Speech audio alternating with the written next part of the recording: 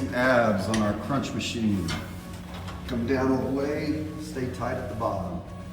You really want to stay connected with the machine, so notice my back, my head are on this pad instead of like crunching like this.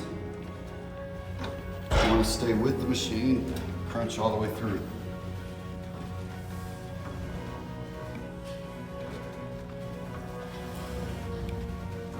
A way to mix that up and try to isolate more on one side is we can kind of one arm it and really crunch through that side.